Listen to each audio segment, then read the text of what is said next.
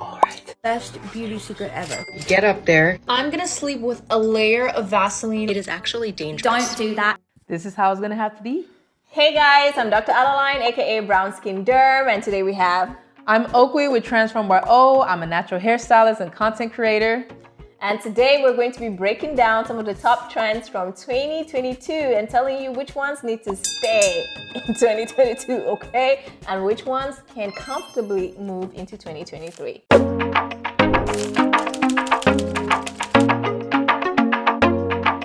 Let's get into the first one. It's vabbing. And have you heard of vabbing? I have heard of vabbing before via social media, of course. And there was a girl, she was doing a YouTube video and she was saying that she heard about it through this, I think she's a sex therapist, Sham Booty. And she was explaining, I believe she's used it, don't quote me. But yeah, that's where I heard about it. And I did think it was a little interesting, but I guess you can explain more about it to us. Okay, so if you wonder what vabbing is, it's this trend where people actually smear vaginal juices on your body as a way to attract a love interest. So you apply your vaginal juices on pulse points, like the same thing or the same way you would apply your perfume. So basically, here's the concept of vabbing. It evolves or it borrows from the concept of pheromones, which is actually a true phenomenon in the animal kingdom or insect kingdom, or however you want to describe that. So when it comes to reproduction or mating and even like, is it building community? Like what ants do, they kind of, secrete these chemicals that help in terms of behavioral control. So it's a means of communication between animals. So this is true in the animal kingdom or when it comes to some insects like bees. However, when it comes to human beings, there's no correlation that vabbing will improve your chances with finding a love interest or attracting the opposite sex, the same sex, or what have you. There's no scientific evidence when it comes to that. I mean, aside from that theory, I just feel like I don't want to be hugging up on someone and touching their vaginal juices. I mean, what do you think about that? Honestly, I think about it in the sense that if it was a guy who used his secretions, I would feel some type of way. So you're saying you think it would have been a double standard? I think we should treat it as like we wouldn't want the other person to do that, so we probably shouldn't. If we're doing it at baseline. Okay, but who's to say guys cannot do it? Because I haven't heard anything following this trend saying that men can't do it. But I've only heard of vabbing in the context of women doing it. So I definitely get where you're coming from, Oakley. Like maybe there'll be a greater outrage if guys did it. I think there would be. It would have been really nice to get an opinion from like a guy to really, get their take on what they think of this. But from the videos I've seen on TikTok, they were none too pleased about this trend. What the hell? You really want me to put my fingers in my nether yeah and then smear it around my pulse points like perfume? You've lost your... Personally, I feel the same way. Because here's the thing. Even when I spray perfume and I'm going out somewhere, like I end up interacting with people that are not we're not my direct focus. You know what I mean? So you may be applying your vaginal fluids to attract the opposite sex, same sex, love interest, whatever. But you come across me and I give you a hug. I don't want that on my body. You know what I mean? It's just a hygiene thing. And this trend is a definite no for me. What do you think? Keep it in 2022. Yeah, I think this one should definitely stay in 2022. But if you are going to do it, I'm just going to put on my physician hat now. Make sure your hands are clean. You don't want to be introducing external bacteria to that region. Make sure your nails are well groomed. Make sure you don't have any bacterial vaginosis, because the last thing anybody should be doing is getting the scent from there and applying it to the body. It would actually be a huge turn off. Yeah. To me, if I was aware like somebody was vabbing, male or female, I mean, I don't know, from an attraction perspective, I think that would be a turn off. I don't think anybody's gonna do it if they had BV though. But sometimes people don't know, when...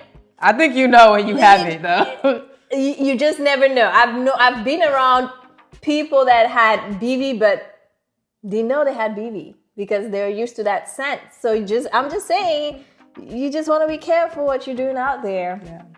Yeah, let's stick to perfumes and not make this process any more complicated, guys. Thank you. So the next topic we are discussing that we need to keep in 2022 is period facials.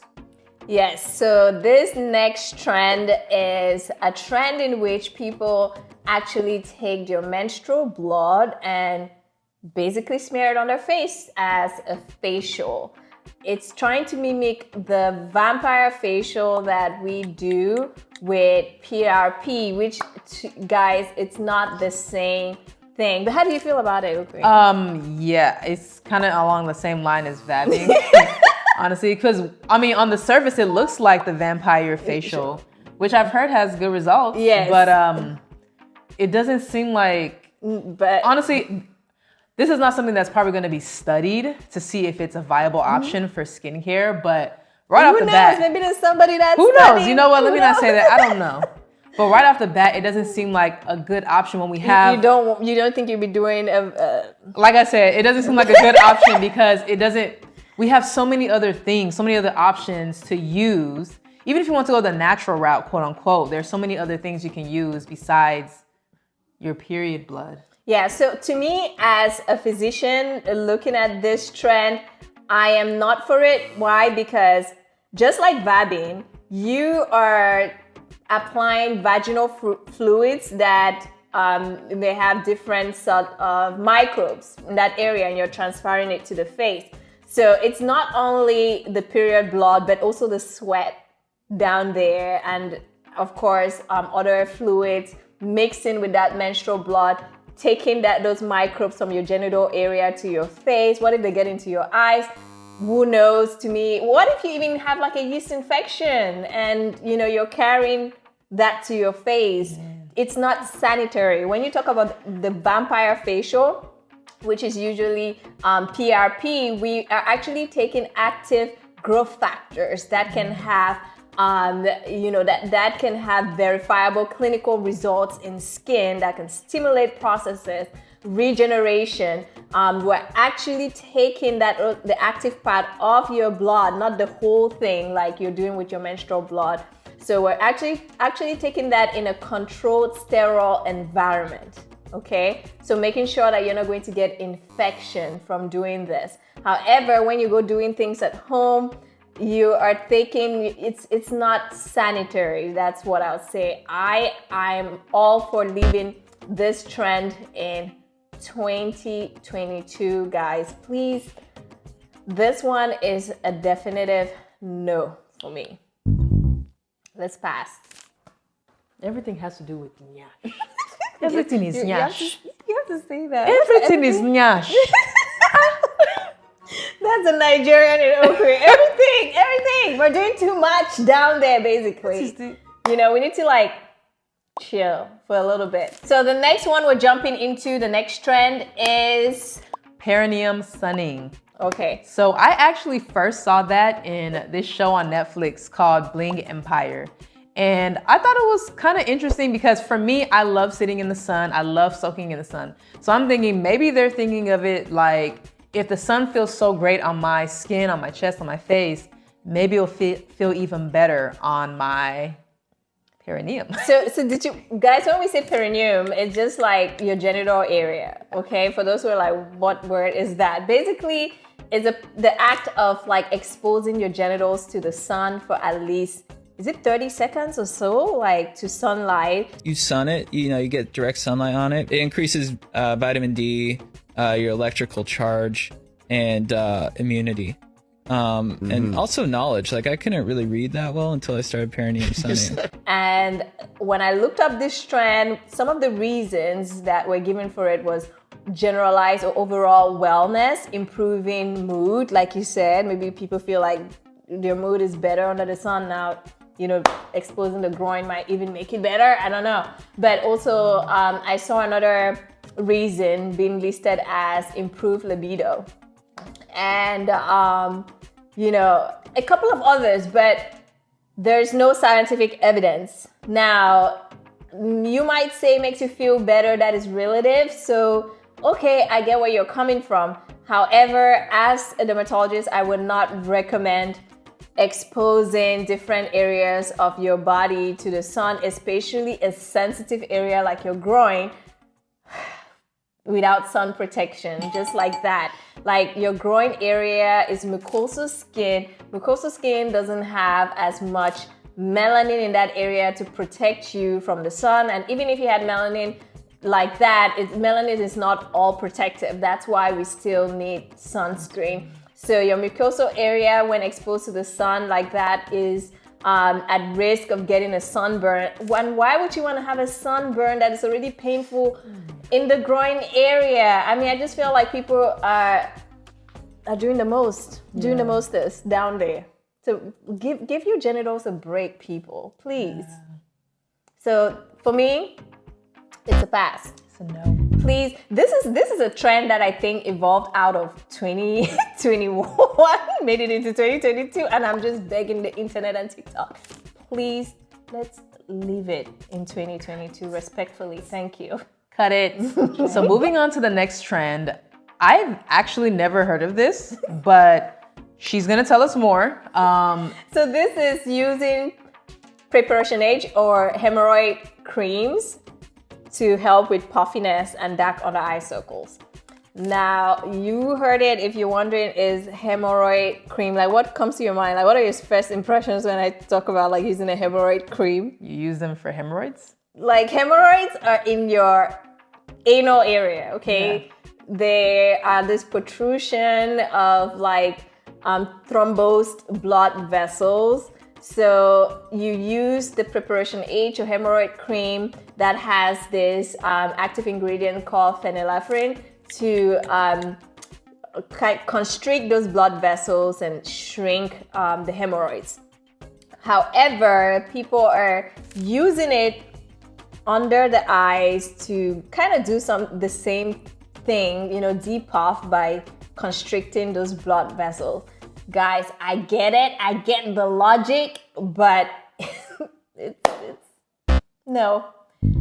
Don't do it. It's just not the best thing to use in that area because number one, it's not formulated for the under eye area. Yeah. Sensitivity, irritation, and I don't think anything you're putting in your anal area should be put in like your eye area. Your eye area. Like the skin there is so sensitive.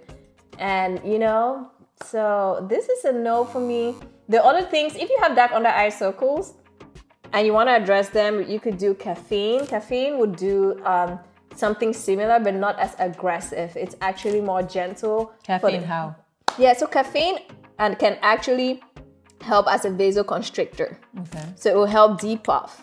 So you could take like your coffee grounds after you make your coffee or whatever, and you could actually put it in the under eye area. You could use tea bags, coffee tea bags to do the same thing. You warm it up and you put it there. If you really feel like you need to depuff your eyes, that's one of the things I would recommend that I find to be a lot more gentle for that area. Okay. What about cucumbers? Cucumbers, you could freeze the cucumbers. Okay. And apply with the cucumbers is really I say cold because cold also helps with depuffing. Okay. So some people like that cooling effect from that, but using active ingredients like bakuchiol, retinoids that are formulated for the eye area, niacinamide, caffeine, those actually work better than some of these other hacks. According to me, they're just a lot safer. I like that. So the next trend that evolved or that was really, really big in 2022 is skin cycling. Have you heard of skin cycling? I've heard about it today. I'm really surprised that you're just hearing about skin cycling because this was one of the major ones. So skin cycling is an old concept that just became popularized since it has a more trendy or catchy name, but it's a concept of rotating your active ingredients that tend to be more irritating with your less irritating skincare ingredients. So basically, active ingredients like your retinoids and exfoliation, you will alternate with things like your recovery ingredients that involve your like moisturizers, you know. So on day one, this is the classic skin cycling trend as it evolved from TikTok. So on day one or night one, you are going to exfoliate to kind of prep the skin, you know. And then night two, you're going to apply your topical retinoids. It could be prescription retinoid or it could be over-the-counter retinol. And then on day 3 and 4, you're just going to use your moisturizer, no active ingredient, and the cycle repeats. Okay. And people have been noticing great results in terms of skin brightening. So, I mean, a lot of people that feel overwhelmed by their skincare routine, this was like a simple way to kind of organize and layer things. Okay. So, I mean, you could see how this would be popular because it's very easy to like a trend to do, right? You just alternate these few things.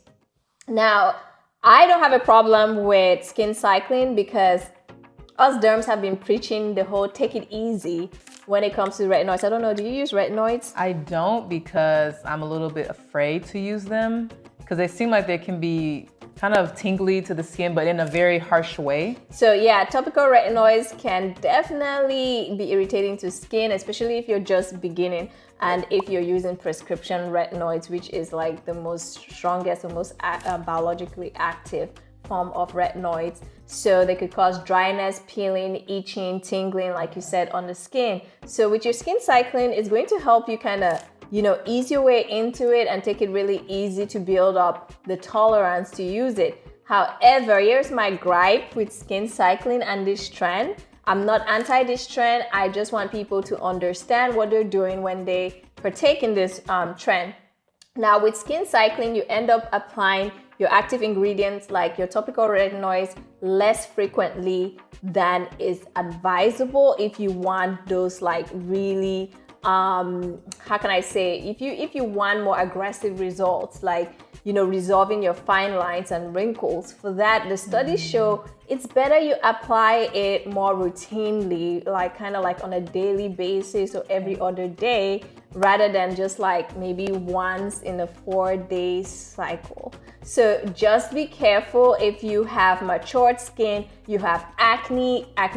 When we use topical retinoids for acne, it's a medication. We want you to apply it more often. Like, we don't want you to take your blood pressure pill like every once in a while. You know? So basically that's the same idea. We want you to take it more routinely so that your skin adapts to receiving those active signals more consistently.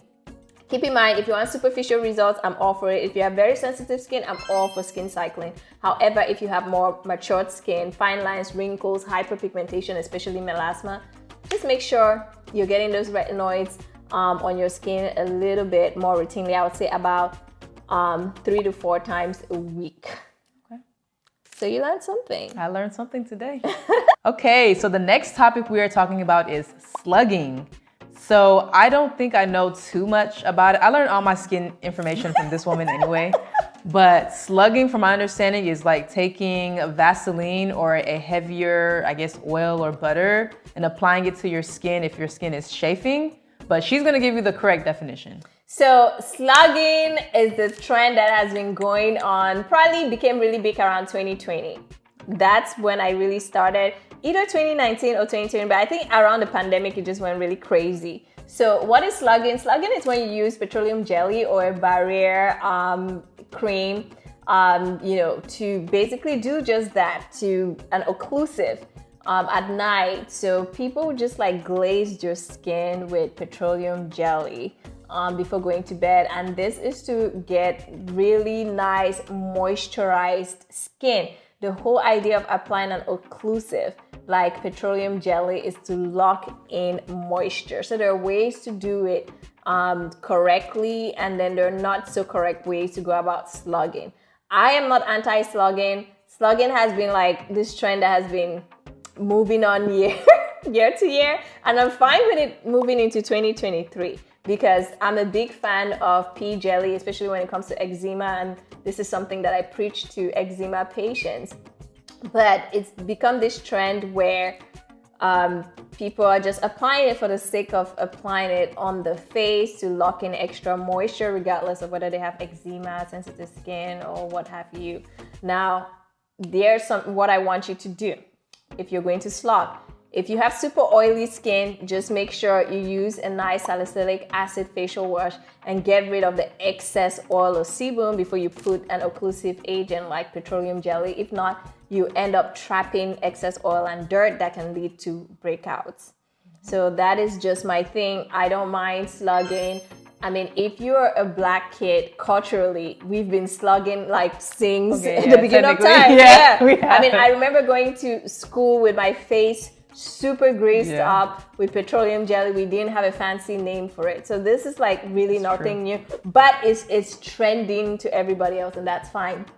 Now, also, if you have makeup on, if you're that type of person that goes to bed without cleansing the makeup of your skin, please, guys, don't go slugging with makeup and, sweat, dirt from your day's routine. It just, again, traps or locks in that oil and dirt, and that's no good. So make sure you always start with a clean face, a well moisturized face before you add the occlusive agent, which is usually petroleum jelly.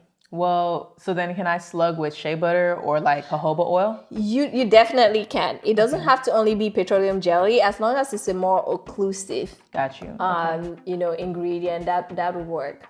Actually, one of my favorite skincare products to use for slugging is by this black owned brand. I don't know, I can't remember it, but I love the balm. It's like very, very nourishing. It's not a petroleum jelly balm. It's mixed with squalene and other nice ingredients, and it's very lightweight, and it just gives my skin this nice glistening finish at the end of the day. I actually love it. I'm all for slugging, but just be careful how you do it. Okay, that's good to know. Yeah. And finally, skin minimalism. So I'm assuming that is the practice of doing the bare minimum to achieve the best skin care. Yes, so I think this trend evolved in 2022 as a way of just like people saying, pump the brakes. It's just, we're like skincare industry on steroids. So it really is the idea of pulling back, multitasking your skincare, meaning using products that serve different functions in your skincare routine so that you're not relying on too many ingredients or spending on too much or having lots of steps in your skincare routine. And as a dermatologist that knows that you don't need 12 steps to have healthy skin, you don't need to buy the entire bulk of skincare products out there or anything new that comes on the market to have great skin. I kind of like the idea of skin minimalism.